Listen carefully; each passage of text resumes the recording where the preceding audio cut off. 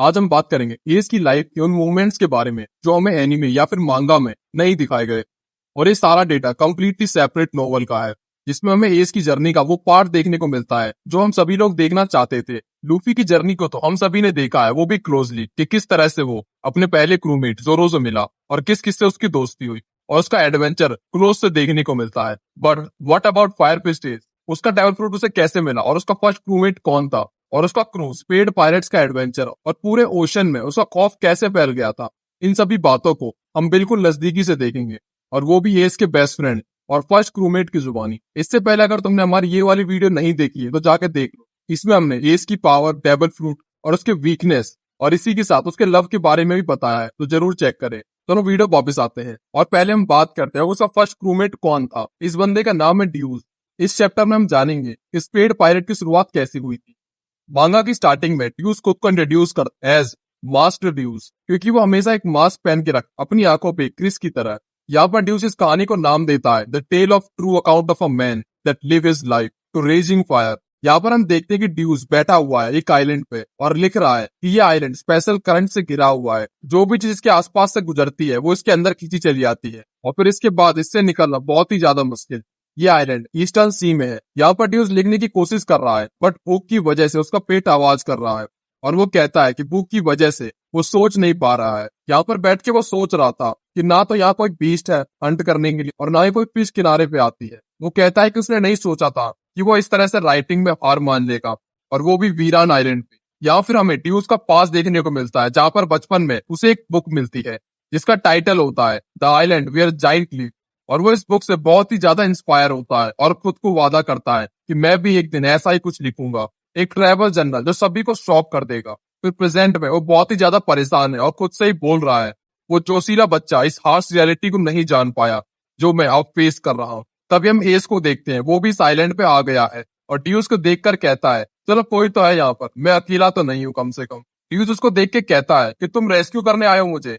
But यहाँ पर S खुद को इंट्रोड्यूस कर और बोलता है कि मैं पास से गुजर रहा था, बट इन करंट्स की वजह से मैं अंदर आ गया। एस ड्यूज से बोलता है कि हमारा मिलना किस्मत है, तो तुम मेरे साथ चल सकते हो और मेरे पास एक शिप भी है। इसके बाद हम उसके शिप को देखते हैं जो बहुत ही खस्ता हालत में है, और ड्यूज कहता है ये मौत की गाड़ी है, शिप नहीं। एस कहता है कि मुझे स्विमिंग भी आती है, अगर हम डूब भी गए तो हम तैर के पार कर लेंगे या फिर हम दूसरी शिप बना लेंगे। जिसपे ड्यूज कहता है कि एक छोटी सी वेव भी नहीं झील सकती है। ड्यूज बोलता है चलो कुछ लकड़ियां इकट्ठी करते हैं और इसे ठीक करते हैं। ड्यूज यहाँ पर एस को शिप ठीक करने के बारे में बताता है, जहाँ पर एस उससे बोलता है क्या तुम शिप बनाते हो। जिसपे ड्यूज कहता है कोई भी जो शिप में राइड करता है उसे इतनी नॉलेज तो होती ही है। एस कहता है मुझे तो नहीं है, बट जहाँ पर हम देखते हैं लूफी और एस एक दूसरे से कम नहीं है। एस और ड्यूज शिप को ठीक करने का सामान ढूंढने लगते हैं और वो देखते हैं एक जगह जहाँ पर एक बड़ी सी शिप है, जिसको देखकर ड्यूज शॉक हो जाता है कि ऐसी भी कोई जगह एग्जिस्ट करती है यहाँ पर। एस यहाँ से उसका नाम पूछता है और ड्यूज यहाँ पर अपना नाम बताते हुए अपना गोल भी बताता है कि उसे एक राइटर बनना है। एस यहाँ पर ड्यूज से कहता है कि मुझे लगा था कि उसे खाने का सामान भी मिलेगा यहाँ पर,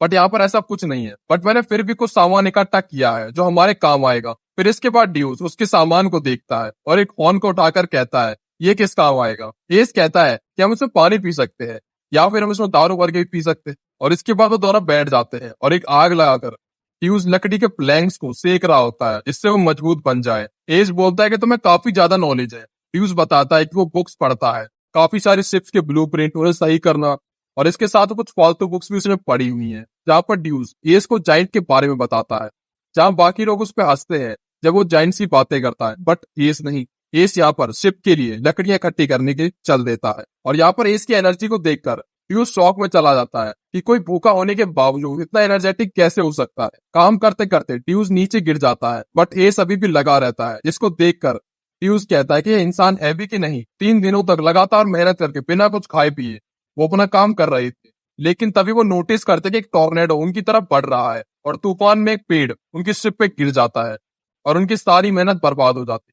और इसके बाद उनमें से किसी पे एनर्जी तक नहीं बची थी कि फिर से दूसरी शिप बना सके। इस सब को देखकर ड्यूज बोलता है कि इससे बुरा क्या ही हो सकता है, हम कितना पास थे इसको कंप्लीट करने के। वो बहुत ही ज्यादा डिसअपॉइंट हो जाता है। एस अपनी मस्ती में होता है और कहता है चलो कोई नहीं, हम दूसरी बनाएंगे। ये सब सुन के वो गुस्से में आ जाता है और बोलता है कि फिर से बनाना, मेरे पास तो कोई भी एनर्जी नहीं बची और मैंने कुछ भी नहीं खाया इतने दिनों में, मैं तुम्हारी तरह नहीं हूँ। इसको सुनकर एस कहता है क्या आसिफ की पेंट्री पूरी खाली पड़ी है, वहां कुछ तो था और इस आइलैंड पे बस हम दोनों हैं। यहाँ पर वो एस को एक प्लैंक से मारकर वहां से चला जाता है और वो अकेले में जाकर रोने लगता है और बोलता है कि मैं भी कितना बेवकूफ हूँ जो एक स्ट्रेंजर में भरोसा कर बैठा। इसकी एनर्जी प्रूफ है कि इसने बहुत कुछ खाया है। इतने में ही बड़ा सा पक्षी उसके ऊपर आके अटैक कर देता है। यहाँ पर ड्यूस समझ जाता है कि वो पेंट्री एस ने नहीं, इस पक्षी ने खाली की है।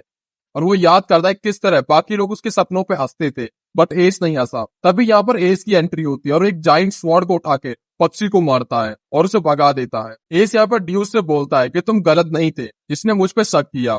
एस बताता है कि बचपन से वो एक क्रिमिनल बनना चाहता है और वो ड्यूस से पूछता है कि अगर तुम यहाँ पर भूख से मर गए तो तुम रिग्रेट करोगे, बट मुझे कोई भी रिग्रेट नहीं होगा मेरे एक्शंस का। इतने में हम देखते हैं कि इसके पेट से आवाज आती है और ड्यूस उससे बोलता है क्या तुम ठीक हो। एस कहता है डोंट वरी अबाउट इट, मैंने अपनी बॉडी को पायरेट बनने के लिए ट्रेन किया है, मुझे भूख से कुछ नहीं होगा। तभी उसके पेट से और भी आवाज आने लगती। इसके बाद ड्यूस को एक ट्रेजर बॉक्स दिखता है जिसके अंदर एक फ्रूट होता है। एस बोलता है बॉक्स में फ्रूट।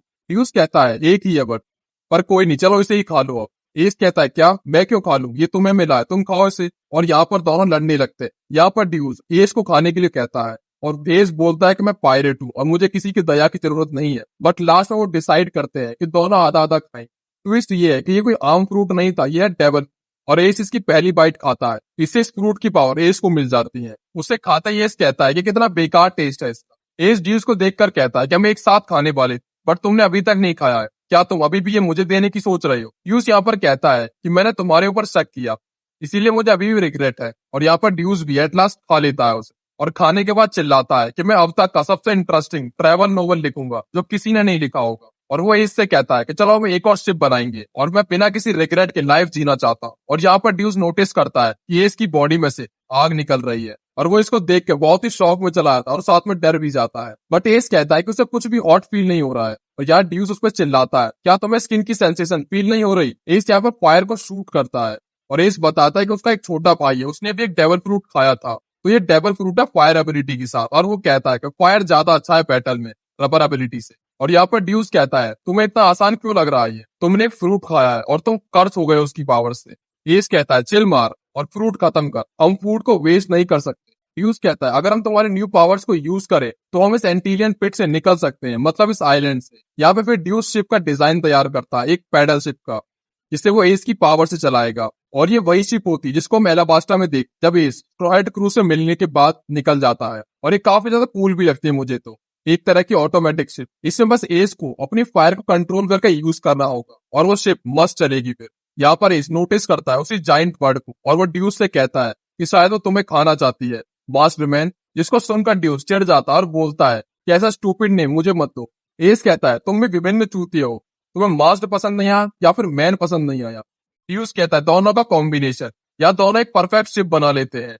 तो छोटी होने के साथ स्पीड और स्टेबिलिटी दोनों में परफेक्ट होती है, जो उन्होंने अपनी लिमिट पे आने से पहले बना ली, वरना दोनों यहीं पर निपट जाते। यहाँ पर एस शिप को एक नाम देता है स्ट्रिकर और दोनों निकल पड़ते हैं। ड्यूस यहाँ पर नोटिस करता है कि वेव्स उनकी शिप को कुछ नहीं कर पा रही है और वो स्मूथली आगे बढ़ रहे हैं। तभी वो बर्ड वापस अटैक कर देती है और एस कहता है तुम्हें क्या लगता है तुम हमें मार सकती हो, और एस अटैक के लिए तैयार हो जाता है। लेकिन तभी ड्यूस कहता है एस कुछ भी रेकलेस मत करना, क्योंकि अब तुम स्विम भी नहीं कर सकते हो। इसमें एस कहता है तो क्या हुआ, तुम हो ना यहाँ पर, मेरे साथ इस शिप में रहो जब तक हम टॉप पे ना पहुंच जाए। ड्यूस कहता है क्या तुम मुझे पायरेट बनने के लिए कह रहे हो। एस कहता है किसी ने सोचा था कि मैं अपने फर्स्ट क्रूमेट पे ऐसी जगह पर मिलूंगा। और यहाँ पर एस अपनी जर्नी की शुरुआत करता है अपने अटैक से, फायर फिस्ट। इस अटैक को देखकर ड्यूस चौंक जाता है, एक फायर फिस्ट, मतलब एस ने इतनी जल्दी अपने फ्रूट की एबिलिटी को यूज करना सीख लिया था। इस अटैक के बाद एस पानी पे गिरने वाला होता है, लेकिन तभी ड्यूस उसे पकड़ लेता है और बोलता है पायरेट ठीक है, मुझ पे काफी कुछ हुआ करने के लिए और आज से मैं तुम्हारा वाइस कैप्टन, मैं तुम्हारे साथ ही रहूंगा। और एस उसे निकनेम देता है मास्टर ड्यूस, जिस पे फिर वो रिएक्ट करता है मास्टर क्यों ऐड किया है तुमने, कौन बोला तुम्हें ऐड करने। और यहाँ से शुरुआत होती है स्पीड पायरेट की। फिर हम देखते हैं ग्रैंड लाइन का सीन, जहाँ पर एस और उसका क्रू पार्टी कर रहे हैं और वहीं पर ड्यूस साइड में बैठा वो लिख रहा है। तभी एस उससे कहता है उधर क्या कर रहे हो, इधर आओ हमारे साथ। इस पर ड्यूस कहता है जो हमने आज किया वो सब मैं लिख रहा हूँ, जब तक मुझे याद है कि कैसे तुम बाउंटी हंटर से लड़ और किस तरह से किसी ने हमारी शिप को डैमेज कर दिया, वो भी आग से। यहाँ पर ड्यूस एस की बात कर रहा होता है, जिसपे एस माफी मांगता है उससे। ड्यूस कहता है ड्यूस गैलेक्सी आइलैंड से लेकर यहाँ तक मैंने तुम्हें फॉलो किया और मुझे यहाँ पर काफी लिवली फील होता है और अब हम ग्रैंड लाइन तक आ गए हैं, इसके बाद न्यू वर्ल्ड। मैं तुमसे एक बात कंफर्म करना चाहता हूँ, क्या तुम पक्का श्योर हो। एस कहता है बिल्कुल, अब तक एक बार भी मेरी फीलिंग चेंज नहीं हुई है। मेरा गोल वही है जो था। हमारा नेक्स्ट टारगेट है न्यू वर्ल्ड का कोई, a man who fought toe to toe with a pirate king, the living legend. फिर हम यहाँ पर व्हाइट बियर्ड की शिप को देखते हैं जो न्यू वर्ल्ड का सेकंड हाफ में मूव कर रही है। और शिप के अंदर हम देखते हैं व्हाइट बियर्ड अपने शेफ को कहता है कि सुबह की चेरी पाई बेस्ट थी, और यहाँ पर वो उसकी मेडिसिन लेके आया होता है। और वो व्हाइट बियर्ड को बताता है कि एक बंदा आया है Grandine with a great fighting spirit, और उसने वॉरलॉर्ड का टाइटल भी ठुकरा दिया है। इसे व्हाइट बियर्ड कहता है कितना टाइम हुआ उसे पायरेट बने। और लास्ट में हम एस को फायर्ड अप देखते हैं आगे के चैलेंजेस के लिए, और वो व्हाइट बियर्ड से लड़ने के लिए बहुत ही ज्यादा एक्साइटेड है। और वो कहता है I will Sarpass the great pirate king. और इसी के साथ चैप्टर यहाँ पर खत्म हो जाता है। नेक्स्ट चैप्टर के लिए हमारे साथ बने रहे, जल्दी हम वो भी लाएंगे। और अगर ये वीडियो अच्छी लगी तो इसे लाइक जरूर करें और चैनल को सब्सक्राइब भी करें। और जो मन में है वो कमेंट भी करते जाओ, मजा आता है पढ़ने।